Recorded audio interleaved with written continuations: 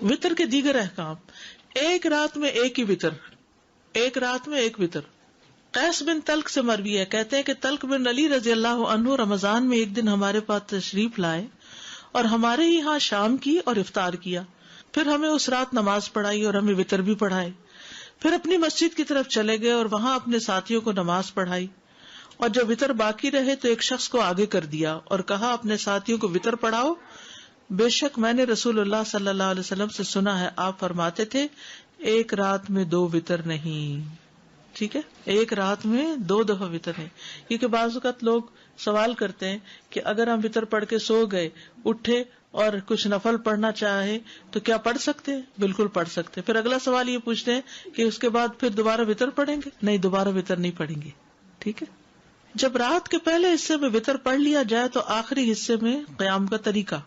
سنت یہ ہے کہ جو رات کے اول حصے میں وطر پڑھ لے اور آخری رات میں قیام کرے، اسے چاہیے کہ اس کے لیے جتنا آسان ہو وہ وطر کے بغیر 2 رکعت کر کے پڑھتا جائے، ٹھیک ہے۔ یعنی آپ وطر پڑھ کے سو گئے تو اٹھے اور آپ کا دل چاہ رہا ہے نفل پڑھنے کو، تو کوئی پابندی لاک نہیں لگ گیا کہ اب اس کو کھولا نہیں جا سکتا، آپ 2 رکعتیں پڑھتے رہیں۔ ابن باز کہتے ہیں جب آپ نے اول حصے میں وطر پڑھ لیا ہو، پھر اللہ آپ کے لیے آخری پہر میں قیام کرنا آسان کر دے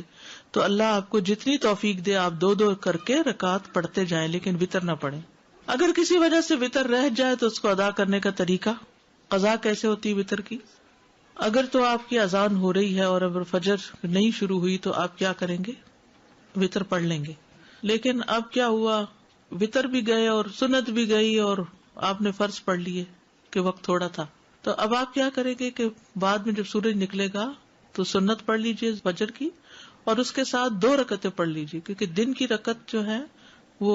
یعنی یہ وطر رات کے لیے تھا تو رات تو گزر گئی،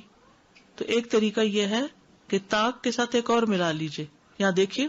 حضرت عائشہ سے روایت ہے کہ جب رسول اللہ صلی اللہ علیہ وسلم کی رات کی نماز بیماری یا کسی اور وجہ سے رہ جاتی ہو تو دن میں 12 رکعتیں پڑھتے، 13 یا 11 یا 9 نہیں پڑھتے تھے،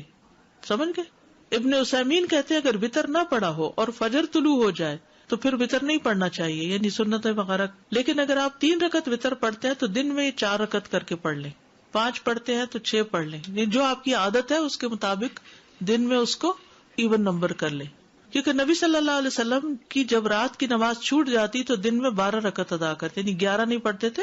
12 پڑھتے تھے،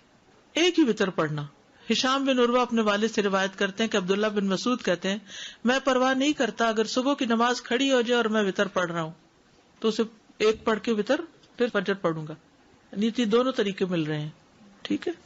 سفر میں سواری پر وطر پڑھنے کا جواز، ویسے تو صرف نفل پڑھ سکتے ہیں نا، تو وطر بھی پڑھ سکتے ہیں۔ ابن عمر رضی اللہ عنہ سے روایت، انہوں نے فرمایا نبی صلی اللہ علیہ وسلم سفر کے دوران رات کی نماز اپنی سواری پر اشارے سے پڑھتے تھے، یعنی نفل وغیرہ، تہجد کی نماز کیا کرتے تھے؟ سواری پر ہی، خواہ اس کا جدھر کو بھی منہ ہو جاتا۔ اسی طرح نماز وطر بھی اپنی سواری پہ پڑھ لیتے، لیکن فرض نماز سواری پہ نہیں پڑھتے تھے۔ تو بہت بہنیں بار بار اصرار کرتی ہیں اور پوچھتی ہیں کہ ہم گاڑی میں نماز پڑھ لیں، فرض نہیں پڑھ سکتے، نوافل پڑھ لیں جتنا دل چاہتا ہے۔ وطر کے بعد نماز پڑھنے کا جواز، سنت یہ ہے کہ وطر رات کی آخری نماز ہو، لیکن اگر وطروں کے بعد کوئی 2 رکعت ادا کرنا چاہتا ہے تو ایسا کرنا جائز ہے، نبی صلی اللہ علیہ وسلم نے ایسا کیا ہے۔ جب آپ کو یہ ڈر ہو کہ آپ رات کے پچھلے پہر قیام نہیں کر سکیں گے تو آپ رات کو سونے سے پہلے ہی وطر ادا کر لیں،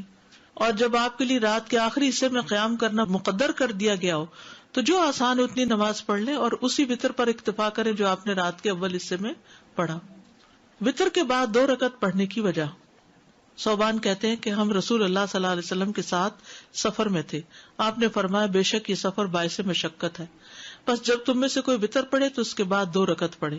اور اگر وہ قیام کے لیے اٹھ گیا تو ٹھیک، ورنہ یہی 2 رکعتیں اسے قیام سے کفایت کر جائیں گی، ٹھیک ہے۔ فجر سے پہلے پڑھ لے، لیکن اگر فجر کا وقت داخل ہو گیا تو پہلے فجر وغیرہ پڑھ کے پھر سورج نکلنے کے بعد پڑھ لے۔